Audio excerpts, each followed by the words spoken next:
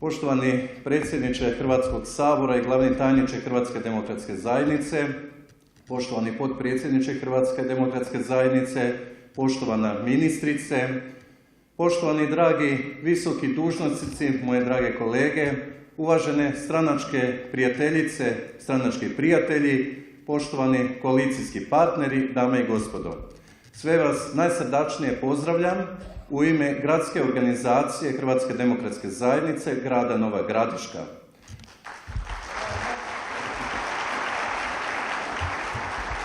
Pozdravljam vas naravno i kao župan Brodsko-posavske županije.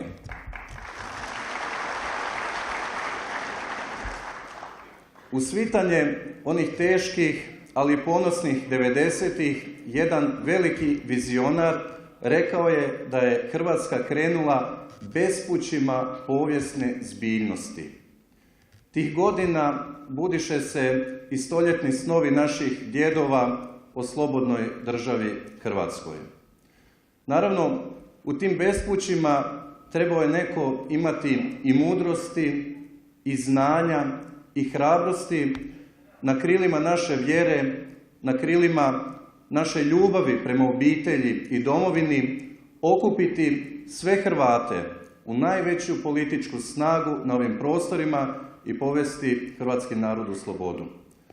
Naravno, ta politička snaga je naša Hrvatska demokratska zajednica, a taj hrvatski vizionar, najveći sin hrvatske povijesti, to je otac naše domovine, dr. Franjo Tuđman.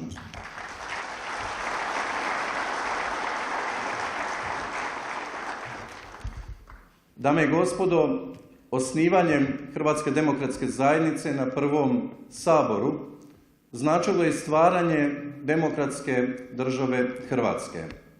Još i danas odjekuju riječi iz vizije doktora Tuđmana iz tih dana.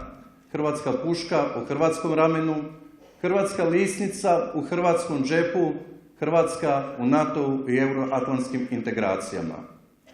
No, od osamostaljenja pa do punopravne članice Europske unije prošli smo trnovit put. Put je bio doista trnovit, krvavi. 15.000 hrvatskih majki zapaklao je nad sudbinama sinova koji su svoje živote ugradili u temelje hrvatske slobode. Preko 650 hrvatskih sinova usnulo je sanujući slobodu u Brodsko-posavskoj županiji, a preko 1000 braneći stoljetna ognjišta hrvatskog roda u Bosanskoj Posavini. Danas živimo u nekim čudnim vremenima. U vremenima kada neki kritički promatraju Domovinski rat. U vremenima kada se herojima sudi. No jedno je sigurno. Svi oni koji su tih 90-ih stvarali Hrvatsku državu pod hrvatskim stijegom su heroji i nikada neće i ne smiju biti zaboravljeni. A jamac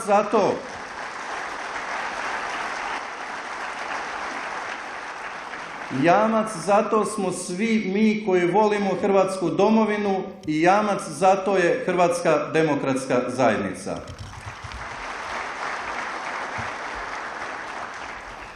Dragi prijatelji, danas, hvala Bogu, živimo u slobodnoj i demokratskoj domovini Hrvatskoj. No, neke nove bitke vode se danas. Bitke za radna mjesta, bitka protiv iseljavanja našeg stanovništva.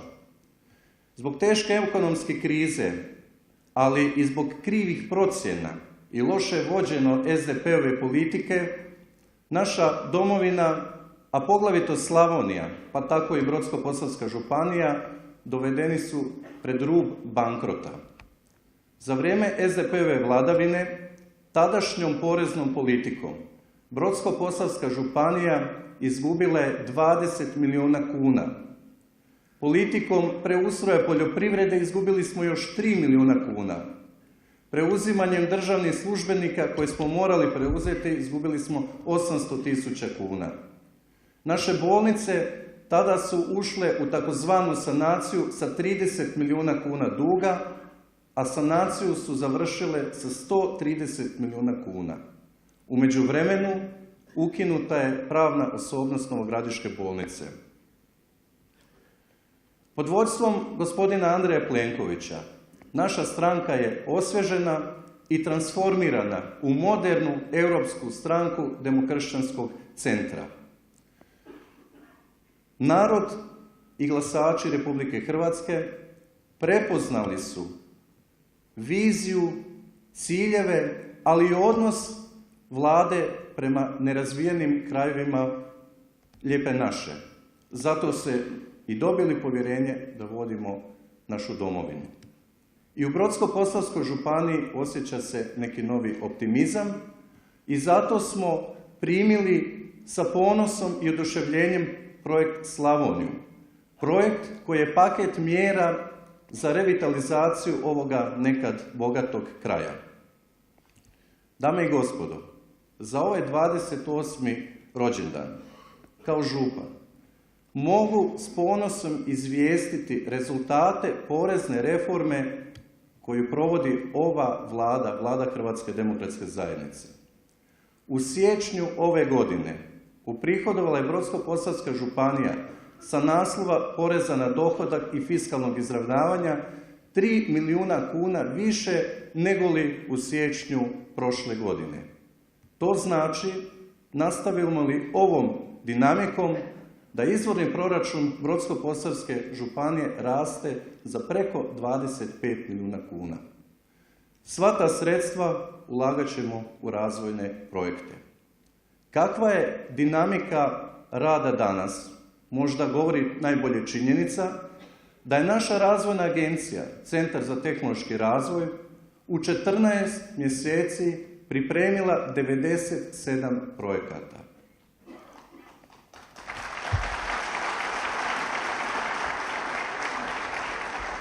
U Brodsko-posavskoj županiji trenutno su ili u pripremi ili već u provedbi projekti vrijedni 883 milijuna kuna. Od toga 91,6 milijuna kuna u društvenim djelatnostima i školstvu.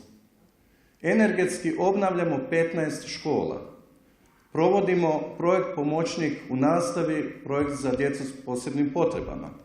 Provodimo projekt Eureka, rad sa djecom darovitom, provodimo projekte pametnih škola, osiguravamo prehranu učenicima slabijeg imovinskog stanja. Obnavljamo muzej Brodskog Posavlja, u pripremi edukacijski centar vrijedan 20 milijuna kuna. U poljoprivredi je pred izvedbom projekt navodnjavanja Orubica vrijedan 40 milijuna kuna. Nakon 4 godine stopiranja ponovo je aktualiziran projekt Luke Brod, milijunski projekt kao jedan od strateških projekata naše županije. Problem zagađenog zraka pred rješavanjem je zahvaljujući angažmanu gospodina Plenkovića i Vlade Republike Hrvatske. I na kraju, i takozvana sanacija koju su nekad SDP-ovci provodili je pred sretnim završetkom. Naime, Ministarstvo zdravstva uplatilo je 28,5 milijuna kuna za podmirenje obveza, kandidirali smo mnoge zgrade za energetsku učinkovitost u Slavonskom Brodu i u Novoj Gradiški. U Slavonskom Brodu provodimo u bolnici vrijedan projekt od 40 milijuna kuna pod nazivom Kraći put do zdravlja i ono što je vrlo bitno, vratili smo pravnu osobnost Novogradiške bolnice.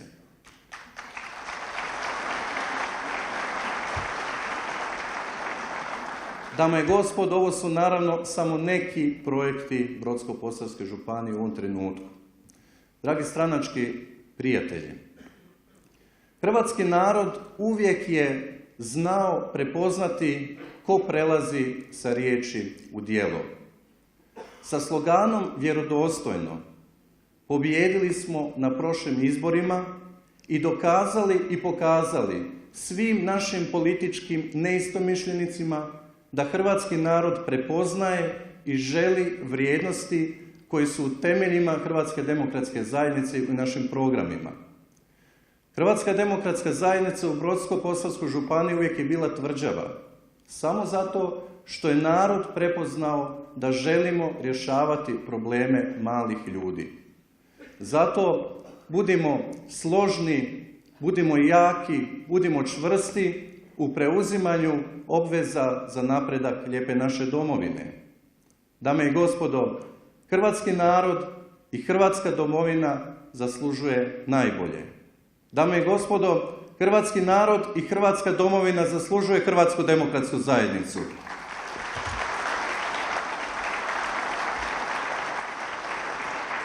I zato izgradimo sretniju budućnost u lijepoj našoj za sve građane kojima srce jače zakuca kad zasvira Lijepa naša.